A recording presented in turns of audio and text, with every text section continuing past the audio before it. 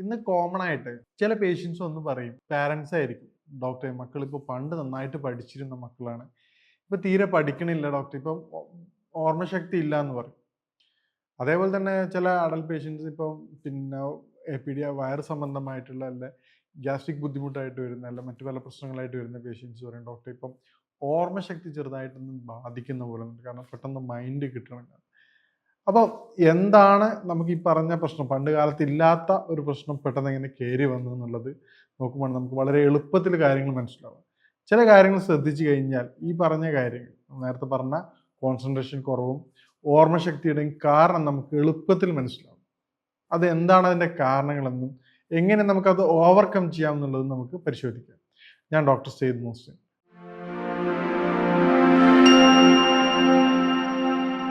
അപ്പോൾ നേരത്തെ പറഞ്ഞ ഈ ഒരു പ്രശ്നത്തിന്റെ ഈ പറഞ്ഞ ഓർമ്മക്കുറവ് അല്ലെങ്കിൽ പറ്റുന്ന ഏറ്റവും പ്രധാനമായിട്ട് നമുക്ക് കിട്ടുന്ന ലക്ഷണങ്ങൾ നേരിട്ട് ചോദിച്ചു കഴിഞ്ഞാൽ വളരെ ഒരു 30-40% ആൾക്കാർ മാത്രമേ എന്ത് പറയുള്ളൂ, എനിക്ക് ഇന്ന ബുദ്ധിമുട്ടുണ്ട് എന്നുള്ളത് കൃത്യമായിട്ട് പറയുള്ളൂ. പക്ഷെ ബാക്കിയുള്ള ഒരു 70-80% ആൾക്കാരും അവർ അംഗീകരിക്കില്ല. അപ്പൊ നമ്മൾ മനസ്സിലാക്കേണ്ട കാര്യം എന്ന് പറഞ്ഞാൽ നമ്മൾ സ്വന്തമായിട്ടൊന്ന് ചോദിച്ചു നോക്കുക, നമ്മൾ സ്വയം ഒന്ന് വിലയിരുത്തുക, സ്വയം കംപ്ലീറ്റ് ഒന്ന് ഒബ്സർവ് ചെയ്ത് നോക്കുക, അല്ലെങ്കിൽ അനലൈസ് ചെയ്ത് നോക്കുക. എന്ത് ചെയ്യുക, നമ്മുടെ ആക്ടിവിറ്റീസ് പെർഫെക്റ്റ് ആണോ എന്നുള്ളത്. കാരണം നമുക്ക് രാവിലെ ഉറങ്ങി എഴുന്നേറ്റ് കഴിഞ്ഞാൽ ഒരു കോൺസെൻട്രേഷൻ കിട്ടുന്നുണ്ടോ, അല്ലെങ്കിൽ നമ്മുടെ തല ഒരു ബ്ലാങ്ക് പോലെയാണ്, അല്ലെങ്കിൽ ഒരു ഹെവിനെസ് ഫീൽ ചെയ്യാറുണ്ടോ, അല്ലെങ്കിൽ നമുക്ക് കൃത്യമായിട്ട് കാര്യങ്ങൾ ചെയ്യാൻ പറ്റാത്ത അവസ്ഥ വരുന്നുണ്ടോ എന്ന് നോക്കാം. ഇതിൻ്റെ ഏറ്റവും പ്രധാനപ്പെട്ട കാരണം ഇന്നത്തെ കാലത്തുള്ള മൊബൈലിൻ്റെ തന്നെയാണ്. നമ്മൾ മൊബൈൽ സ്ക്രീൻ സ്ക്രോൾ ചെയ്യുന്ന സമയത്ത്, ഓവറായിട്ട് സ്ക്രീൻ സ്ക്രോൾ ചെയ്യുന്ന സമയത്ത് എന്ത് സംഭവിക്കുന്നതെന്ന് പറഞ്ഞാൽ, നമുക്കൊരു കാര്യം മനസ്സിലാക്കണമെങ്കിൽ നോർമൽ കുറച്ച് സ്റ്റെപ്സ് ഉണ്ട്. നമുക്ക് എല്ലാ കാര്യങ്ങളും ബോഡിയുടെ മെക്കാനിസം നേരത്തെ പറഞ്ഞാൽ ഒരുപാട് കാര്യങ്ങൾക്ക് ഓരോ സ്റ്റെപ്പുകളായിട്ടാണ് ഉണ്ടാവുക. ഇപ്പം നമ്മൾ ബാങ്കിൽ പൈസ അക്കൗണ്ടിൽ ഇടുന്നത് പോലെ ഇട്ട് കഴിഞ്ഞാൽ മാത്രമല്ല ATM-ലൂടെ നമുക്ക് വിഡ്രോ ചെയ്യാൻ പറ്റില്ല, മൊബൈൽ ബാങ്കിങ്ങിലൂടെ. കാരണം എന്താണ്, ആദ്യം ക്യാഷ് ബാങ്ക് അക്കൗണ്ടിലേക്ക് പോകണം, അതിനെന്ത് ചെയ്യണം, നേരിട്ട് പോവുകയോ അല്ലെങ്കിൽ വേറെ അക്കൗണ്ട് വഴിയും നമ്മുടെ അക്കൗണ്ടിലേക്ക് എത്തണം. അപ്പം ഇതുപോലെ ഒരു കാര്യം മനസ്സിലാക്കിയിട്ട് ബ്രെയിനിൽ സ്റ്റോർ ചെയ്യണമെങ്കിൽ പ്രധാനമായിട്ട് 3 സ്റ്റെപ്പാണുള്ളത്. അതിൽ ഏറ്റവും പ്രധാനപ്പെട്ട എന്താണ്, നമ്മളൊരു കാര്യം കാണണം, അറ്റൻഷൻ, അതായത് കാര്യം നേരിട്ട് കാണുക. അത് മിനിമം നമ്മൾ 1 to 3 സെക്കൻഡിനുള്ളിൽ മാത്രം സ്ക്രോൾ ചെയ്യുമെന്ന് സംഭവിക്കുന്നുണ്ട്. നോർമലി എന്ത് ചെയ്യും, ശരീരം അത് കണ്ട് ഒരു സ്റ്റെക്കായി നിന്നൊരു പെട്ടെന്ന് തന്നെ മനസ്സിലാക്കി അത് തിരിച്ചു പോകും. പിന്നെ അത് കോഡിങ്ങിലേക്കാണ്.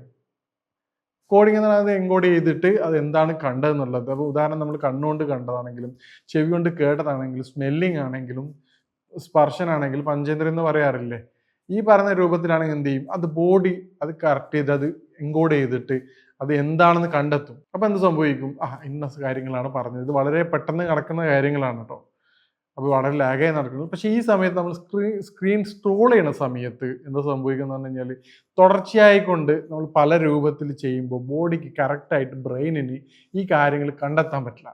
ഇപ്പോൾ സിസ്റ്റം ഹാങ് ചെയ്യണ മാതിരി ഇത് തുടർച്ചയായിക്കൊണ്ട് 1-2 സെക്കൻഡ് കൊണ്ട് ഇങ്ങനെ സ്ക്രോൾ ചെയ്യുന്ന സമയത്ത് കൃത്യമായിട്ട് ഡാറ്റ സ്റ്റോറേജോ അല്ലെങ്കിൽ അത് പിന്നെ സ്റ്റോറേജും എൻഡിങ്ങും കോഡിങ്ങിലേക്ക് നടക്കില്ല. അപ്പോൾ എന്ത് സംഭവിക്കും, ഒരു ഹാങ് ആവുന്ന രൂപത്തിൽ കുറേ അവിടെ നടക്കും. ഇതാണ് ഏറ്റവും പ്രധാനപ്പെട്ട കാര്യം. നമുക്ക് ചെയ്യാൻ പറ്റുന്ന ഒരു കാര്യം, ഇത് ഓവർകം ചെയ്യാൻ പറ്റുന്ന ഏറ്റവും എളുപ്പമുള്ള കാര്യം എന്താണെന്ന് പറഞ്ഞു കഴിഞ്ഞാൽ, ഈ പറഞ്ഞ സ്ക്രീൻ ടൈം നോക്കുന്ന സമയത്ത് ഒന്ന് വളരെ സാവധാനം, എന്ത് റീൽസ് ആണെങ്കിൽ അത് കംപ്ലീറ്റ് കഴിഞ്ഞതിന് ശേഷം മാത്രം അടുത്തേക്ക് പോണ രൂപത്തിലാക്കുക. മറ്റല്ലെങ്കിൽ നേരത്തെ പറഞ്ഞ പോലെ ഗുരുതരമായ ഒരു പ്രശ്നം ഉണ്ടാക്കും. രണ്ടാമത്തെ ഏറ്റവും പ്രധാനപ്പെട്ട പ്രശ്നം എന്താണ്, ഈ പറഞ്ഞ സ്ക്രോളിംഗ് പോലത്തുള്ള ഏറ്റവും ഇമ്പോർട്ടൻ്റ് ആയിട്ടുള്ള നമ്മൾ അറിയാത്ത ഒരു പ്രധാനപ്പെട്ട പ്രശ്നക്കാരനാണ് ഉറക്കക്കുറവ്. കാരണം നമ്മൾ ഉറങ്ങിയിട്ടില്ലെങ്കിൽ, പ്രോപ്പറായിട്ട് ഉറങ്ങിയിട്ടില്ലെങ്കിൽ ബോഡിയിൽ എന്ത് ചെയ്യാം, നമുക്ക് എല്ലാവർക്കും അറിയുന്ന പോലെ സ്ട്രെസ് ഹോർമോണായ കോർട്ടിസോൾ പ്രൊഡ്യൂസ് ചെയ്യും. ഈ കോർട്ടിസോൾ പ്രൊഡ്യൂസ് ചെയ്യുന്ന സമയത്ത് ബോഡിയിൽ എന്താ സംഭവിക്കുന്നത്, ഒരു എമർജൻസി സിറ്റുവേഷനാണ്, ഒരു കൈകാര്യം ചെയ്യുന്ന രൂപത്തിലാണ് അവർ വരിക. കാരണം എന്താണ്, ഇവിടെ എന്തോ ഒരു പ്രശ്നം നടക്കുന്നുണ്ടെന്നുള്ള വാണിംഗ് ആണ് ബോഡിക്ക് കൊടുക്കുക. അപ്പോൾ ബോഡി എന്ത് ചെയ്യും, അതിനനുസൃതമായിട്ട് ബ്ലഡ് വെസൽസിലൊക്കെ ഒരു ഗ്ലൂക്കോസ് ബോഡി ഓവറായിട്ട് പ്രൊഡ്യൂസ്. നമുക്കറിയാം, ഓവറായിട്ട് കോർട്ടിസോളിൻ്റെ ബ്ലഡിൽ കണ്ടന്റ് വരുമ്പോൾ എന്ത് സംഭവിക്കും, അത് ഡയബറ്റിക്കിന് കാരണമാവും, അതുപോലെ തന്നെ ഹൈപ്പർ ടെൻഷന് കാരണമാവും, സ്ട്രോക്കിന് കാരണമാവും, ഒരുപാട് കോംപ്ലിക്കേഷൻസ് ഉണ്ടാക്കുന്നതിൻ്റെ ഏറ്റവും പ്രധാനപ്പെട്ട കാരണമാണ് എന്ത്, ഉറക്കത്തിൻ്റെ സമയം തെറ്റിക്കുന്ന അവസ്ഥ. കാരണം കൃത്യമായിട്ട് ഉറങ്ങിയിട്ടില്ല എന്ന് സംഭവിക്കും. അപ്പോൾ ഈ പറഞ്ഞ എമർജൻസി കാര്യങ്ങൾ ഹാൻഡിൽ ചെയ്യാൻ വേണ്ടി ബോഡി എന്ത് ചെയ്യും, ബ്ലഡ് സർക്കുലേഷൻ എല്ലാ ഭാഗങ്ങളിലും കട്ട് ചെയ്യും. അതുപോലെ ബ്രെയിനിലെ ബ്ലഡ് സർക്കുലേഷനും കട്ട് ചെയ്യും. ബ്രെയിനിൻ്റെ നോർമൽ ആക്ടിവിറ്റീസ് ഒരു നോർമലായിട്ടുള്ള, നമുക്ക് എല്ലാവർക്കും അറിയാം ബാക്കിയുള്ള കാര്യങ്ങളൊക്കെ പോലെ തന്നെ റെസ്റ്റ്, നമുക്കൊക്കെ റെസ്റ്റാണെന്ന് മനസ്സിലാക്കിയെങ്കിലും ബ്രെയിനിൻ്റെ ബാക്കിയുള്ള എല്ലാ ആക്ടിവിറ്റീസും, അതായത് റിക്കവറി ആക്ടിവിറ്റീസും കാര്യങ്ങളും നടക്കുന്നത് നൈറ്റിലാണ്. അതിൻ്റെ കെമിക്കൽസ് ഉണ്ടാവും, അതിൻ്റെ ഡിറ്റോക്സിഫിക്കേഷൻ, അതിൻ്റെ ബാക്കിയുള്ള എല്ലാ ആക്ടിവിറ്റീസും മെമ്മറി മാറ്റേണ്ട രൂപങ്ങളൊക്കെ നടക്കുന്നത് നൈറ്റിലാണ്. ഈ പറഞ്ഞ ലാക്ക് ഓഫ് സ്ലീപ്പ് കൊണ്ട് എന്ത് ചെയ്യും, ഇത് പ്രോപ്പറായി നടക്കൂല. അപ്പം എന്ത് ചെയ്യും, ബാക്കിയുള്ള കാര്യങ്ങളെല്ലാം ഇത് ബാധിക്കും, അതിൻ്റെ പെർഫോമൻസിനെ ബാധിക്കും. ഉദാഹരണത്തിന് നമുക്കറിയാം, നമ്മളിപ്പോൾ ഉപയോഗിക്കുന്ന ഇപ്പോൾ മൊബൈലാണ്, എല്ലാവർക്കും അറിയുന്നതാണ്. നമ്മൾ 256 സാധനം ഉപയോഗിക്കുകയാണെങ്കിൽ നമുക്കറിയാം എന്തായാലും ഡാറ്റയുടെ സ്റ്റോറേജ് അത് മതിയാവില്ല. അപ്പം എന്ത് ചെയ്യും, നമ്മൾ എക്സ്റ്റേണൽ ഹാർഡ് ഡിസ്കോ മറ്റു കാര്യങ്ങൾ ഉപയോഗിക്കും. അതുപോലെ അത് കൺവേർട്ട് ചെയ്യുന്ന രൂപ ചെയ്തിട്ട് എന്ത് ചെയ്യും, ഫോൺ യൂസ്ലെസ് ആവും. കാരണം നമുക്ക് ഹാങ് ആയിരിക്കും, വർക്ക് ആവില്ല. ഇതേ മെക്കാനിസമാണ് നമ്മുടെ തലച്ചോറിന് സംഭവിക്കുന്നത്. ഇതോടുകൂടി എന്ത് സംഭവിക്കും, ആൾക്ക് കൃത്യമായിട്ട് ഫോക്കസ് ചെയ്യാൻ പറ്റാത്തൊരവസ്ഥ വരും. കാരണം എന്ത് ചെയ്യും, പിന്നെ ഒരു ചിന്തിക്കാൻ പറ്റാത്ത അവസ്ഥ വരും, വളരെ ഒരു നിലവാരം കുറഞ്ഞ രൂപത്തിലുള്ള ചിന്താശക്തി വരും, ഫോക്കസ് ചെയ്യും. അതുപോലെ നമുക്ക് എക്സ്ട്രാ അച്ചീവ് ചെയ്യാനോ കാര്യങ്ങളൊന്നും പറ്റില്ല. എപ്പോഴും ഒരു മൂടിക്കിടക്കുന്ന പോകി മൈൻഡ് എന്നാണ് പറയാറുള്ളത്. ഒരു കൃത്യമായ കാര്യങ്ങൾ ചെയ്യാൻ പറ്റാത്ത അവസ്ഥ വരും.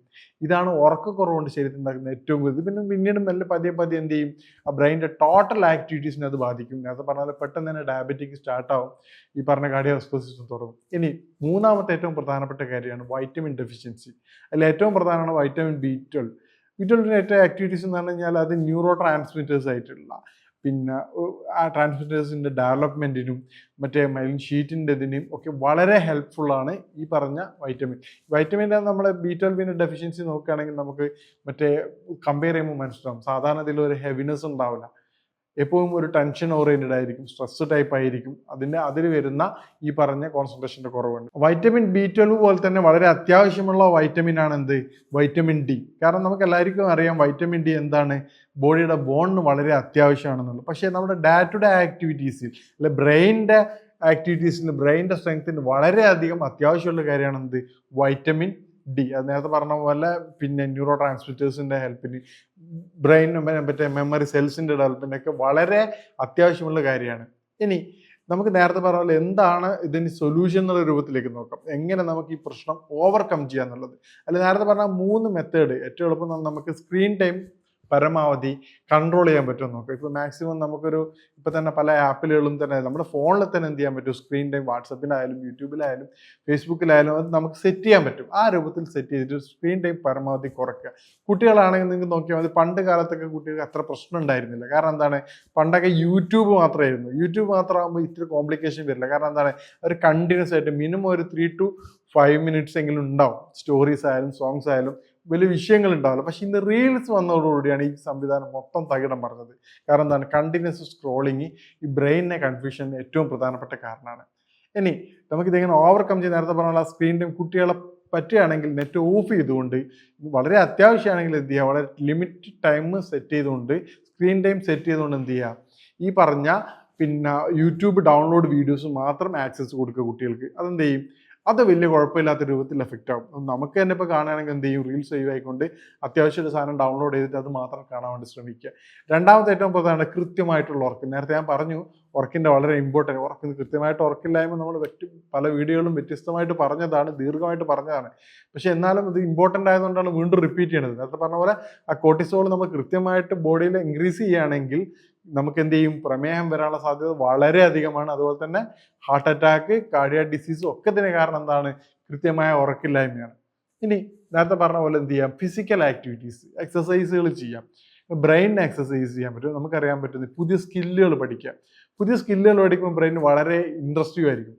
അതുപോലെ തന്നെ പസിൽസ്, നമുക്കറിയാം ചെസ്സ് ആക്ടിവിറ്റീസ് നോർമലായിട്ട് മാറ്റിക്കൊണ്ട് ബ്രെയിനെ ഡെവലപ്പ് ചെയ്യാനുള്ള ഒരുപാട് എക്സസൈസും കാര്യങ്ങളും അത് കണ്ടെത്താൻ വേണ്ടി പ്രത്യേകം ശ്രമിക്കുക. ഇനി ഫുഡ് നമ്മൾ പ്രത്യേകം ശ്രദ്ധിക്കണം. നേരത്തെ പറഞ്ഞ വൈറ്റമിൻ ഡിയുടെയും അതുപോലെ തന്നെ B12ൻ്റെയും വളരെ കൃത്യമായ ക്വാണ്ടിറ്റി നമ്മൾ കൺട്രോൾ. ഇന്നത്തെ സിസ്റ്റം അനുസരിച്ച് ജങ്ക് ഫുഡ് കാര്യങ്ങൾ ഓവറായിട്ട് കഴിക്കുമ്പോൾ എന്ത് ചെയ്യും, അത് ടോട്ടലി ബോഡിയുടെ ഈ പറഞ്ഞ സർക്കുലേഷൻ കുറയ്ക്കുകയും ചെയ്യും. ബ്ലഡ് ലെവൽ എപ്പോഴും ഷുഗർ ലെവൽ ഹൈ ആയിരിക്കും. ഇത് ലാക്ക് ഓഫ് സർക്കുലേഷൻ ബ്രെയിനിന് കൊടുക്കും. അപ്പോൾ എന്ത് ചെയ്യുക, ഫുഡിൽ നമ്മൾ വൈറ്റമിൻ B12ൻ്റെയും ഒരു വൈറ്റമിൻ ഡിയും കൺഫേം ചെയ്യും. വൈറ്റമിൻ ഡി നമ്മൾ നിർബന്ധമായിട്ട് എന്ത് ചെയ്യുക, ഒരു സമയം കൃത്യമായിട്ട് നമ്മൾ ഇന്നത്തെ പുതിയ റിസർച്ച് അനുസരിച്ച് ഉറക്കക്കുറവിനുള്ള ഏറ്റവും പ്രധാനപ്പെട്ട കാരണം എന്ന് പറഞ്ഞാൽ വൈറ്റമിൻ ഡിയുടെ പ്രോപ്പറായിട്ട്, അല്ലെങ്കിൽ രാവിലെയുള്ള വെയിൽ നേരിട്ട് അല്ലെങ്കിൽ ഇൻഡയറക്റ്റ് ആയിട്ടാണ് അത് എഫക്റ്റ് ചെയ്യണത്. കാരണം എന്താണ്, രാവിലെ ഉറങ്ങി എഴുന്നേൽക്കുമ്പോൾ നമ്മൾ വെയിൽ കൊള്ളുമ്പോൾ ബയോളജിക്കൽ ക്ലോക്ക് എന്ത് ചെയ്യും, നോർമലായിട്ട് വർക്ക് ആവും. അപ്പോൾ പറ്റുകയാണെങ്കിൽ രൂപത്തിൽ എന്ത് ചെയ്യും, ഇന്നത്തെ അവസ്ഥയിൽ ഇന്ന് യുവാക്കൾക്കിടയിൽ ഏറ്റവും പ്രശ്നമുള്ള കാര്യമാണ് എന്ത്, ഈ ഡയറക്റ്റ് സൺലൈറ്റ് കിട്ടാത്തൊരവസ്ഥ. നമുക്ക് തന്നെ ആലോചിച്ചാൽ മനസ്സിലാവും. നമുക്ക് തന്നെ സൺലൈറ്റ് കിട്ടുന്നുണ്ടെന്ന് നോക്കിയോ, നമ്മൾ എന്ത് ചെയ്യാണ്, ഒരു 9 മണിക്കോ അല്ലെങ്കിൽ 8 മണിക്കോ വണ്ടി എടുത്ത് നേരെ പോവാണ് ജോലി ചെയ്യാൻ. തിരിച്ചെത്ര മണിക്കാണ് തിരിച്ചു വരുന്നത്, രാത്രി 8 മണിക്കോ അല്ലെങ്കിൽ 7 മണിക്കാണ് വരുന്നത് വെയിലവിടെ. അപ്പോൾ ആ ഒരു പ്രോപ്പറായിട്ട് നമുക്ക് സൺലൈറ്റ് ഡയറക്റ്റ് എക്സ്പ്ലോർ ചെയ്യാൻ പറ്റുന്നില്ല. അപ്പോൾ അതിന് പകരമായി കൊണ്ടുവന്നു, അല്ലെങ്കിൽ ഓഫീസ് ടൈമിൽ എന്ത് ചെയ്യുക, ഒരു 5-10 മിനിറ്റ് ജസ്റ്റ് ഒന്ന് പുറത്ത് നിന്നിട്ട് വെയിൽ ഡയറക്റ്റ് എക്സ്പ്ലോർ ചെയ്യുക, അല്ലെങ്കിൽ മോർണിംഗിൽ തന്നെ നമ്മൾ ചെറിയൊരു സമയം ഫിസിക്കൽ ആക്ടിവിറ്റീസിന് ചെയ്യുക. ഈ കാര്യങ്ങൾ എന്തിനാണെന്ന് പറഞ്ഞാൽ നമ്മൾ ടോട്ടൽ ആക്ടിവിറ്റീസിനെയാണ് നമ്മൾ അറിയാതെ തന്നെ നമ്മൾ ഈ പറഞ്ഞ, നമ്മളിപ്പം കൗൺസിലിങ്ങിന് പോകും, ചില പ്രത്യേക മെഡിസിൻസ് എടുക്കും, യോഗകൾ ചെയ്യും. എന്ത് ചെയ്ത് കഴിഞ്ഞാലും നമ്മുടെ ഈ പറഞ്ഞ കാരണം നമ്മൾ സൊല്യൂഷൻ പ്രോബ്ലം ചെയ്യാത്തടത്തോളം കാലം എന്ത് ചെയ്യാണ്, ഇത് റിപ്പീറ്റ് ചെയ്തുകൊണ്ടിരിക്കുകയാണ്. അന്നത്തെ ബുദ്ധിമുട്ടും കാര്യങ്ങളും എന്ത് ചെയ്യും, മാറിക്കിട്ടും. പക്ഷെ എന്ത് സംഭവിക്കും, ഈ പറഞ്ഞ കാര്യങ്ങൾ തന്നെ അത് വീണ്ടും വീണ്ടും വന്നുകൊണ്ടിരിക്കും. അപ്പോൾ നമ്മൾ ചെയ്യേണ്ട കാര്യം ഈ പറഞ്ഞ കാര്യങ്ങൾ പ്രത്യേകം ശ്രദ്ധിക്കുക. ഇനി നമുക്ക് ഈ പറഞ്ഞ പ്രശ്നം മാറാൻ വേണ്ടിയിട്ട് ചെയ്യാൻ പറ്റുന്ന ഏറ്റവും എളുപ്പമുള്ളൊരു കാര്യം എന്താണെന്ന് പറഞ്ഞു കഴിഞ്ഞാൽ, വാൾനട്ട് റിറ്റിൻ ആൻറ്റി ഓക്സിഡൻ്റ് ആണ്. ബ്രെയിൻ്റെ ഫങ്ഷൻ ഏറ്റവും വളരെ എഫക്റ്റീവ് ആയിട്ടുള്ള സാധനമാണ്. വാൾനട്ടും ബദാമും ഡെയിലി ഒരു തേനകത്ത് ചേർത്ത് കഴിക്കുകയാണെങ്കിൽ, ഒരു 3 വീതം രണ്ടും ചേർത്ത് കഴിക്കുകയാണെങ്കിൽ ബ്രെയിൻ വളരെ എഫക്റ്റീവ് ആയിരിക്കും. അതുപോലെ തന്നെ ഒമേഗ ഫാറ്റി ആസിഡ് കൂടുതലായിട്ടുള്ള ഫുഡ് കണ്ടന്റും കഴിക്കുകയാണെങ്കിൽ അത് വളരെ എഫക്റ്റീവ് ആയിരിക്കും. നിങ്ങൾ ഈ പറഞ്ഞ രൂപത്തിലൊന്ന് ചേഞ്ച് ചെയ്തിട്ട് നിങ്ങൾ ഡെയിലി ആക്ടിവിറ്റീസ് ഒന്ന് ചേഞ്ച് ചെയ്യുകയാണെങ്കിൽ നിങ്ങൾക്ക് എന്നത് കൃത്യമായിട്ട് നിങ്ങൾക്ക് അത് മനസ്സിലാവും. നിങ്ങളുടെ ലൈഫ് സ്റ്റൈൽ മാറിക്കൊണ്ടിരുന്നു. നിങ്ങളത് മാത്രമല്ല കേട്ടോ, ഞാൻ നേരത്തെ പറഞ്ഞതുപോലെ കുട്ടികളുടെ കാര്യത്തിലടക്കം പണ്ട് ആൾക്കാർ എന്ത് ചെയ്യാറുണ്ട്, കംപ്ലൈൻറ്റ്സ് പറയാറുണ്ടായിരുന്നു, ഡോക്ടർ ഇന്ന് കുട്ടികൾ നന്നായിട്ട് പഠിക്കുന്നതാണ്, മോള് LKG പഠിക്കാറുണ്ട്, അല്ലെങ്കിൽ 1st 2nd സ്റ്റാൻഡേർഡ് പഠിക്കാറുണ്ടായിരുന്നു, ഇപ്പോൾ തീരെ പഠിക്കുന്നില്ല. കാരണം എടുത്തൊക്കെ എന്തായിരിക്കും, ഈ പറഞ്ഞ ഈ മൊബൈലൊന്നും പൂർണ്ണമായിട്ട് ഒഴിവാക്കാനൊന്നും നമ്മളെ കൊണ്ട് പറ്റില്ല. കാരണം അത് നമ്മുടെ ഒരു ജീവിത ഒരു അവയവം പോലെ നമ്മോടൊപ്പം ചേർന്ന് കഴിഞ്ഞ കാര്യമാണ്.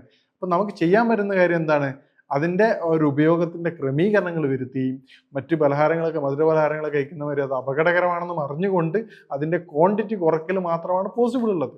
അപ്പം ഈ രൂപത്തിൽ നിങ്ങൾ ജീവിതം ക്രമീകരിക്കുകയാണെങ്കിൽ അത് നിങ്ങൾക്ക് മാത്രമല്ല നിങ്ങളുടെ മക്കളുടെയും കൂടി ലൈഫിന് അത് വളരെയധികം ഹെൽപ്ഫുൾ ആയിരിക്കും.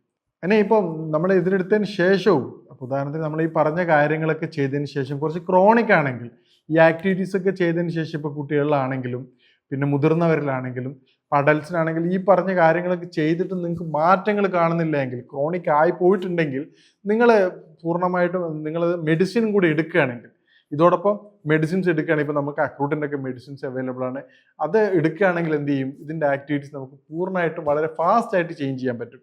ഈ പറഞ്ഞ നമ്മുടെ എല്ലാ കാര്യങ്ങളും, ഇപ്പം ജോബിലായാലും ഫാമിലിയിലായാലും നമുക്ക് എൻ്റർലി ചേഞ്ചസ് അവിടെ കൊണ്ടുവരാൻ പറ്റും. മറ്റെന്തായിരിക്കും, ഇപ്പം അടുത്ത കാലത്തായിട്ട് ഇപ്പം അടുത്തൊരു റിസർച്ച് കാണിച്ചിരുന്നു, പിന്നെ ഈ പറഞ്ഞ ഇപ്പം എല്ലാ ഫാമിലി ഇപ്പം സൈക്കോളജിക്കൽ പ്രോബ്ലംസിൻ്റെ അല്ലെങ്കിൽ മാനസിക അസുഖങ്ങളുടെ ഒരു 80% കാരണം ഉറക്കക്കുറവാണെന്നുള്ളത്.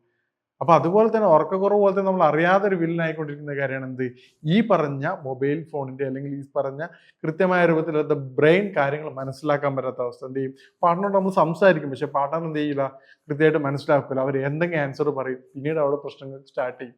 അപ്പോൾ കൃത്യമായല്ലാത്ത രൂപത്തിലുള്ള പ്രശ്നങ്ങൾ ക്രിയേറ്റ് ചെയ്യാനുള്ള ഏറ്റവും പ്രധാനപ്പെട്ട കാരണം ഇതൊക്കെയാണ്. അപ്പോൾ ഈ പറഞ്ഞ കാര്യങ്ങൾ നമുക്ക് കുട്ടികളിലായാലും മുതിർന്നവരിലായാലും ഈ ഒരു കോംപ്ലിക്കേഷൻ നിങ്ങൾക്ക് കാണുകയാണെങ്കിൽ നമുക്കത് പൂർണ്ണമായിട്ടും മാറ്റിയെടുക്കാൻ പറ്റും. ഇപ്പം ഇതുമായിട്ട് ബന്ധപ്പെട്ട മറ്റ് സംശയങ്ങൾ കാര്യങ്ങളുണ്ടെങ്കിൽ നമ്പറിൽ ബന്ധപ്പെടാവുന്നതാണ്. ഇനി മറ്റൊരു വിഷയവുമായിട്ട് കാണാം. നന്ദി.